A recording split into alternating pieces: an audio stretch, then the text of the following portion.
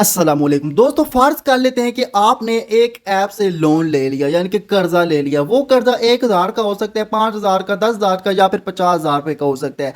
आपने वो कर्जा लिया, आपको वो कर्जा मिल भी गया, आपको अपने अकाउंट के अंदर रिसीव हो गया। उसके बाद जो है आप लोग उस पैसे को इस्तेमाल करते हो, लोन जो आपने लिया।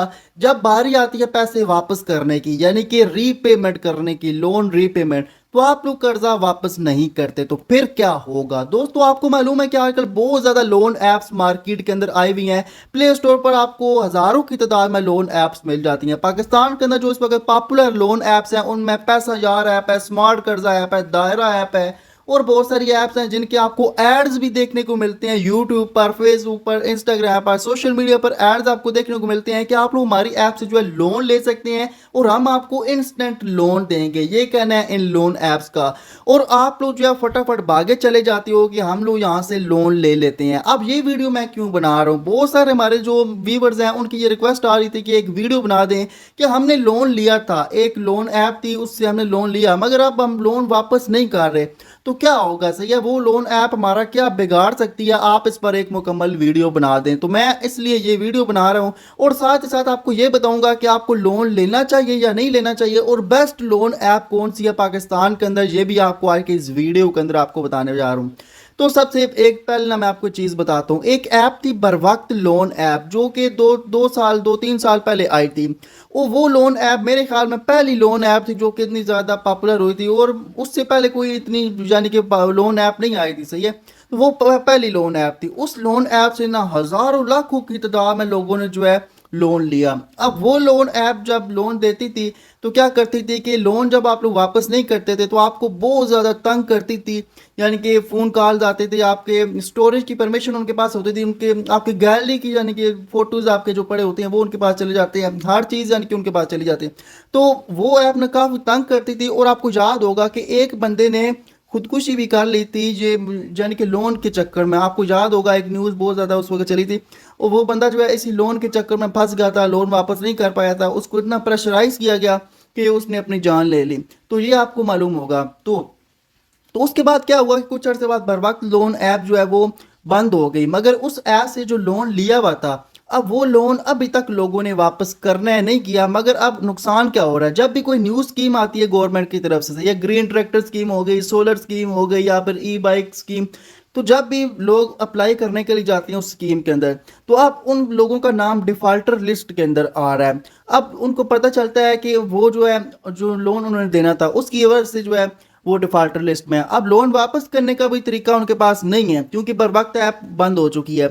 अब हो क्या रहा है कि अब उनका डिफॉल्टर लिस्ट के अंदर नाम होने की वजह से वो कोई भी फायदा नहीं उठा पा रहे किसी भी गवर्नमेंट स्कीम की जानब से, क्योंकि उनका क्रेडिट स्कोर जो है, क्रेडिट हिस्ट्री जब देखते हैं बैंक वाले या फिर किसी भी इदारे वाले, तो उसमें डिफॉल्टर वो शो होती हैं, चाहे वो लोन 1,000 रुपए का ही क्यों ना हो। मगर आपको पूरी जिंदगी के लिए यानी कि आपका ना एक मसला बढ़ गया, शायद ये हल हो जाए, मगर अभी तक कोई चांस नहीं दिखाई दे रहे। क्योंकि बर वक्त ऐप जो ये थी, ये स्टेट बैंक से यानी कि रजिस्टर्ड थी, यानी कि कनेक्ट थी उसके साथ। और स्टेट बैंक जो है एक लिस्ट तैयार करता है, यानी कि जो भी ये बैंकिंग ऐप्स होती हैं ना, या बैंकिंग चैनल्स होते हैं, इनसे कोई भी बंदा लोन लेता है या फिर, तो उनके पास ना यानी कि हिस्ट्री होती है, ये लोन वापस किया है इस बंदे ने या नहीं किया। नहीं करेंगे तो डिफॉल्टर लिस्ट में हो जाते हैं।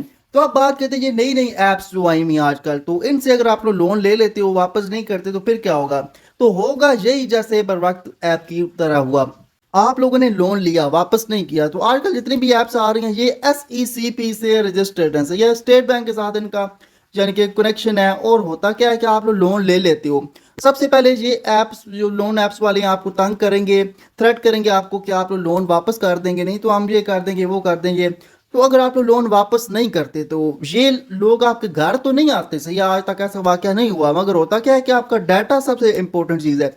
आपका डाटा सारा इनके पास होता है, आपका डाटा ये सेल करते हैं, ये वैसे भी करती हैं। आप लोग लोन बेशक इनको वापस कर दो तब भी, मगर ये है कि आपका डाटा जब सेल करते हैं तो इनका हिसाब किताब पूरा हो जाता है। आपका 50,000 का भी लोन लिया है तो उनके लिए कोई मायने नहीं रखता, मगर आपका नाम जो है डिफॉल्टर लिस्ट के अंदर जब डल जाता है ये, क्योंकि ये स्टेट बैंक के साथ कनेक्ट होते हैं, तो फिर क्या होता है कि आपको किसी भी नई ऐप से लोन नहीं मिलता। सही है, कोई भी नई ऐप आती है या फिर कोई बैंक से आप लोग लोन लेना चाहते हो, या फिर कोई गवर्नमेंट की स्कीम आती है, क्योंकि आपकी क्रेडिट हिस्ट्री देखी जाती है जब, तो आप लोग डिफॉल्टर शो होते हो। तो इसलिए अगर आप लोग लोन वापस नहीं करते तो आप लोग डिफॉल्टर हो जाओगे, ये चीज़ है। बाकी CNIC की बात रही तो ब्लॉक तो नहीं हो सकता, मगर डिफॉल्टर लिस्ट के अंदर ये आपको शामिल कर सकते हैं। ये चीज़ आपको क्लियर होगी कि लोन वापस नहीं करेंगे तो आपका नाम डिफॉल्टर लिस्ट में आएगा। मैं आपको बिल्कुल भी रिकमेंड नहीं करता कि आप लोग लोन लो। सबसे पहले चीज़ कि लोन ले ही ना ले, लोन लेना ही है ना तो फिर आप लोग इजी पैसा या जायज़ कैश के अलावा कोई ऐप यूज़ ना करें। वहाँ पर वो उससे भी ज़्यादा सख्त है, यानी कि वो डिफॉल्टर लिस्ट के अंदर फ़ौरन ही चला जाता आपका नाम, आप लोग वापस नहीं करते। तो वो लोन ले लेते हैं तो फिर वापस लाजमी करें, क्योंकि सूद इसमें शामिल हो जाता है। सूद वैसे भी हराम है, तो मैं तो आपको ये कहता हूँ कि आप लोग इस मामले के अंदर पढ़ो ही ना। लोन आप लोग 5,000 का लेते हो ना, आपको 8-9 हज़ार वापस करना पड़ता है, चाहे वो कोई भी ऐप है। ये इजी पैसा जायज़ कैश भी है, वहाँ पर भी आपको ज़्यादा ही पैसे देने पड़ते हैं, मगर अगर ये इजी पैसा जायज़ कैश थोड़े से ट्रस्टेड है, सही है, इसलिए मैं कह रहा हूँ। बाकी बात रही पाकिस्तान के अंदर बेस्ट ऐप कौन सी है लोन वाली, तो इजी पैसा जायज़ कैश के अलावा मुझे तो कोई यानी कि ऐप इस किस्म की नहीं दिखाई देती कि आप लोग वहाँ से लोन अप्लाई करो। ये है कि किसी ऐप से भी लोन मैं आपको रिकमेंड नहीं करता कि आप लोग लो, क्योंकि यहाँ पर सूद है, इंटरेस्ट है, और ये इस्लाम के अंदर मुकम्मल तौर पर हराम है। तो आप लोग खुद समझदार हो कि जो चीज़ इस्लाम ने हम पर हराम की है वो हम उस चीज़ में क्यों पढ़ें, सही है। बाकी सो आई होप कि आपको आज की ये वीडियो पसंद आई होगी। लाजमी लाइक कर दिया, चैनल को भी सब्सक्राइब कर दिया। आज के लिए दीजिए इजाज़त, अल्लाह हाफिज़।